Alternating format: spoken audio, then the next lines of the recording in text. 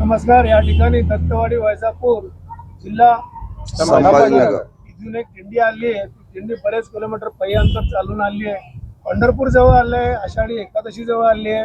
काय त्यांचा उत्साह आहे, काय त्यांचा आनंद आहे, काय त्यांची ऊर्जा आहे. एक 5 मिनिटं त्या दिंडीचे जे प्रमुख आहेत त्यांच्याकडून आपण जाणून घ्यायचा प्रयत्न करू की त्यांचे काय विचार आहेत, काय त्यांच्या मनात योजना आहेत. जय हरी विठ्ठल, रामकृष्ण हरी. बोला माऊली. कारण की आमच्यामध्ये असे माणसं आहे का त्यांना दम आहे तरी ते पायी चालतात. त्यांना आम्ही गाडीत बसायचा प्रयत्न करतो तरी बसत नाही. काहीचे बायपास झालेले ते त्यांना सुद्धा विठ्ठलाचं इतका वेळ लागलेला आहे का ते कधीच म्हणजे गाडीत बसत नाही. इथून तिथून आम्ही 200, 250, 300 किलोमीटर पायी आलो. ते आजपर्यंत म्हणजे गाडीत बसले नाही, पायीच चालले. तर त्यांना म्हणजे भगवंता इतकी ऊर्जा देतो का ऑटोमॅटिक भगवंताची ताकद खूप आहे चालवण्याची. पांडुरंगाची इतकी श्रद्धा आहे त्यांची का बस त्यांना कुठल्याही प्रकारचं सर्दी होत नाही, स्पर्श होत नाही, कुठल्या खोकला नाही, काही नाही. थंड पाण्याला सर्वसाधारण कुटुंबातील सगळे वारकरी आहे. आणि खाण्यापिण्याची सगळी व्यवस्था म्हणजे रस्त्यावर लोकांनी आम्हाला केलेली आहे.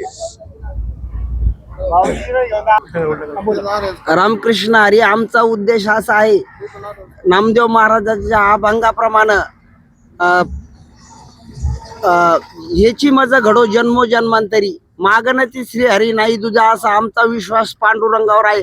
आणि आमच्या या दिंडी सोहळ्यामध्ये उत्कृष्ट असं आम्हाला जागोजागी जे गावं लागतं त्यांनी असं सहकार्य केलेलं आहे. आणि या दिंडीचं वैशिष्ट्य म्हणजे यामध्ये सर्वसाधारण शेतकरी कुटुंब यामध्ये आलेलं आहे. आणि तसेच सगळे वयस्कर माणसं आहे, 60, 65, 70 पर्यंत ज्यांचे वय मर्यादा आहे तरी ते आपले पायी चालण्याचा प्रयत्न करतात, कारण त्यांचा विश्वास पांडुरंगावर दृढ आहे. त्यामुळे आम्ही ही वारी असे अखंडित चालू ठेवण्याची त्यांची इच्छा आहे आणि आम्ही त्यांचे असे वारसा चालण्याची आमची तयारी पण आम्ही त्यांना दाखवलेली आहे. धन्यवाद. आता माझा असा प्रश्न आहे माऊली की आपल्याकडे आषाढी एकादशीला आणखीन एक नाव आहे, सांगता येईल का काय नाव आहे? आषाढी एकादशीला आणखीन एक नाव आहे. अगदी बरोबर आहे, देवशाहीने एकादशी. अगदी बरोबर आहे.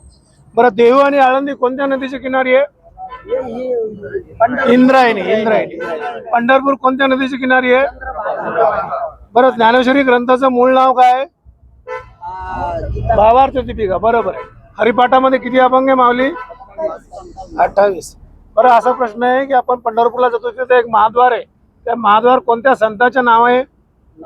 नामदेव पायरी. बरोबर आहे, नामदेव पायरी म्हणतात. बरोबर आहे.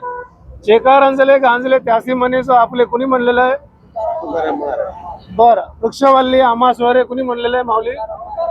तुकाराम महाराज. संत ज्ञानेश्वर माऊलीचा जन्म कुठे झाला आहे? त्यांची समाधी कुठे आहे? आळंदी. आळंदीचं आणखीन एक नाव काय आहे? अलंकापुरी. नाव ऐकलंय का अलंकापुरी? बरं, आता कसं आहे की आषाढी एकादशी, या आषाढी एकादशीला आपले जे प्रिय आणि लाडके भगवान ते विष्णू म्हणजेच पांडुरंग म्हणजेच विठ्ठल, बरोबर आहे, यांची आणखीन एक यात्रा सुरू झाली आहे. सांगता येईल का कोणती? ती 2-3 दिवसापूर्वी सुरू झाली पुरीमध्ये. जगन्नाथ यात्रा. बरोबर आहे, जगन्नाथ यात्रा सुरू झाली आहे. कसं आहे माहिती का, विष्णू म्हणजेच विठ्ठल म्हणजेच पांडुरंग म्हणजेच जगन्नाथ म्हणजेच राम म्हणजेच कृष्ण, हे सगळे एकच आहे. तर आपल्याला या ठिकाणी प्रत्येक कणकण मी विष्णू आहे. तुम्ही प्रत्येक केलेली प्रार्थना पूजा विष्णूपर्यंतच पोहोचते. तुम्ही गणपतीला पूजा, तुम्ही देवीला पूजा, तुम्ही कोणालाही पूजा, विष्णूपर्यंत. विष्णू सर्वस्व आहे, सर्व काही सर्वभौम विष्णू आहे. पण विष्णू काय करतात, 4 महिन्यासाठी योगनिद्रा घेतात. त्या योगनिद्रेमध्ये आपण त्याला चातुर्मास म्हणतो. या चातुर्मासामध्ये सर्वात प्रथम कोण येतं? महादेव येतात श्रावणामध्ये. आपण महादेवाची भक्ती पूजा करतो. नंतर देवी येतात, नंतर गणपती येतात, मग देवी येतात आणि मग पितृ येतात. 4 महिने आले की परत आपले लाडके आणि प्रिय भगवान विष्णू जे आहेत ते येऊन सृष्टीचा सांभाळ करतात. सृष्टीचा सांभाळ करण्याचं काम विष्णूंचं आहे. परंतु 4 महिना ते निद्रा घेतात. ती निद्रा नसते, ती योग निद्रा असते.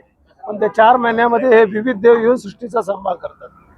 धन्यवाद. रामकृष्ण हरी. जय हरी विठ्ठल.